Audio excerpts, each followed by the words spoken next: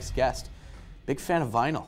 Record Expo is coming up next week. I almost said next month, but it's coming up next week. Marty LeBlanc with the Record Expo. It's gonna be great. October the 14th, Crowne Plaza. Gotta be sure to check it out. So tell us all about it. Well, basically we got 30 vendors, 50 tables that full of vinyl. You can fit about 6 crates per vinyl per table. So you're looking at about over 10,000 records to go through. That's a lot of records. Yeah. Who's sorting those? There's vendors all around the Maritimes. There's stores. People have been collecting for over 30 years as well. I've been in it for 15 years, and I'm still trying to collect stuff in my collection. Well, we were just saying just before we went to air, this is number 30, at least we thought by the count. So you must have it down just like a machine now, just the way it's set up. Basically, I just have to contact the vendors, and they say, yeah, we're in, or no, and that's it. Takes me 2 weeks to book. Yeah. It's on autopilot. Every one of the festivals and the people that come in here, it's all these months of work. They just got to call you and be like, hey, get it down to us. I don't even need to go downtown and put flyers. You know, with Facebook, GG, even put it on Twitter, blogger. Everyone knows about it. Everyone knows about it. So be sure to check it out. Record Expo, that's the 14th of October at the Crowne Plaza. So be sure to check it out. What kind of vendors are going to be there? You said there's a whole lot, but...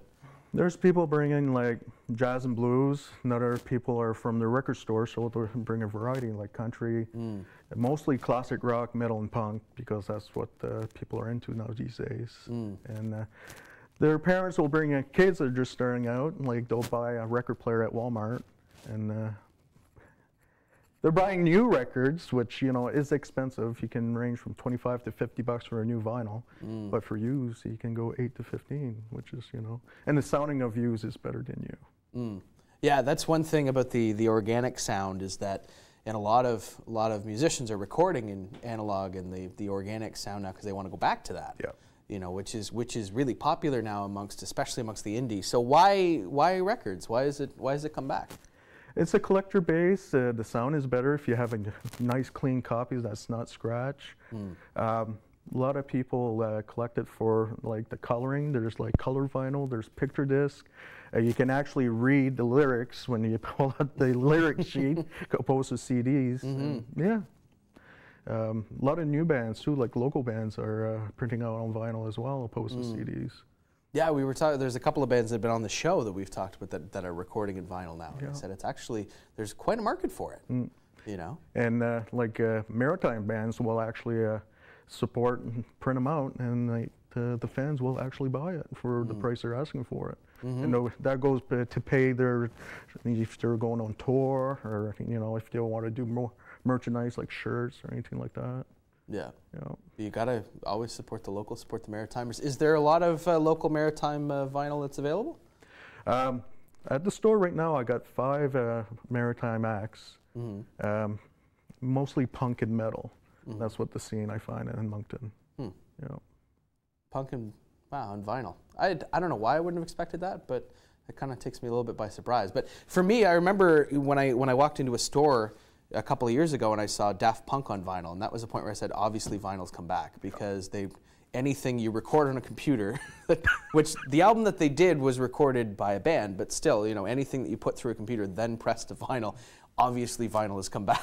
And I think that's why there's a lot of big businesses are closing, like for CDs and stuff, like HMV was one, because CDs were so expensive and nobody was buying them. And now that Sunrise opened, almost all the discography is on vinyl now. You can go at the mall and pick up a Led Zeppelin 4 for like 20, 30 bucks, clean, remastered at 180 gram. Yeah, it's crazy. So, and that's the thing that's kind of, CDs have gone out, but then vinyl's come back. So what's, maybe just take our viewers through this a little bit, but what's kind of the difference between a CD and vinyl? It's the long play. It's a cleaner sound. Like I said, if it's not scratch or anything like that. Collector base, you can actually see the picture opposed to CDs. And that's about it, seriously. And I have major collectors always come to the store and the record show that they have a copy, but then they want to upgrade their other copy because either the covers like ring wear or anything like that, or warps, like if the records in heat or anything like that, it'll warp the record. But they keep it because it's hard and rare to find. Right. Now I'm gonna date myself a little bit, almost in that middle date, because vinyl's come back recently, and then there are people watching the show who would have listened to a number of albums on vinyl when they were younger. So does vinyl get warped and disfigured easily, or is that? Yep. If you leave it in the sun, like let's say you had. I don't know, your whole cabinet next to a window, the sun will actually warp it. Moisture is a big issue, like if you kept it in the basement like for years. Right. There's way to clean the moisture and stuff. And there's ways to actually fix warp. I'm actually trying to fix a $200 record right now. Yeah. Wow. So what kind of a process is that to try to fix a warp? Because you say try. Basically, depending on how warp it is, you can buy like just like square sheets of glass. And they say if you put it in the oven for 2-3 minutes, let it out, let it cold, and then just put like heavy books or anything like that and let it set. So you don't wait for it to rise or anything? Exactly. you don't put it for 20 minutes and it's gone. Then it tastes really good. No, it's yeah. So of course all of you said about 10,000 vinyl records will be there? Over 10,000? Yeah. Because it's 6 crates per table, 50 to 60 LPs per crate. And yeah, you can do the math, there's 50 tables. Yeah, 50 tables times 6 crates times 50, 60 per box. I mean, that's a lifetime of music. And you can't see everything in one day. And last year, the ATM at the hotel ran out of money. Because it's rookie mistake. You're broke after the second, third table. Yeah. So. Yeah. Exactly.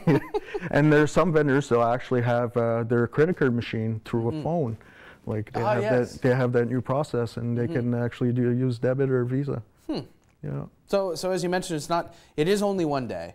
Yeah. So you kind of have to pick and choose exactly what you're going to see. As you mentioned, so many vendors for the 30th Record Expo. It's at the Crown Plaza coming up on October the 14th. Yeah. So what would you recommend is a must-see? What do you think that people need to see if they go there? It's hard to say. Like, it all depends on what's on your list. Like normally they'll bring a list on what they're looking for, and sometimes, like I said, parents will bring their kids and they have the money to buy. They have to make sure it's actually something legit they can buy for the kid. I don't think they want to play Metallica for a 6-year-old or anything like that. Well, I guess it depends on who you are, but yeah. And sometimes because they can't actually read the lyric sheet, they'll go by that.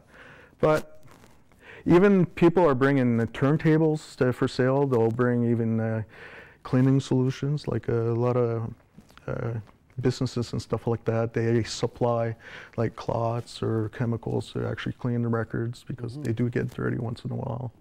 Yeah. So it's not just vinyl. It's a Record Expo, but what else? It's 80% vinyl, but you can bring anything in the kitchen sink if you want to. So it's almost like a vinyl disguised yard sale.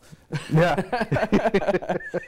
So let's talk players briefly. What kind of players might people see there if someone's in the market for a record player? What do you think?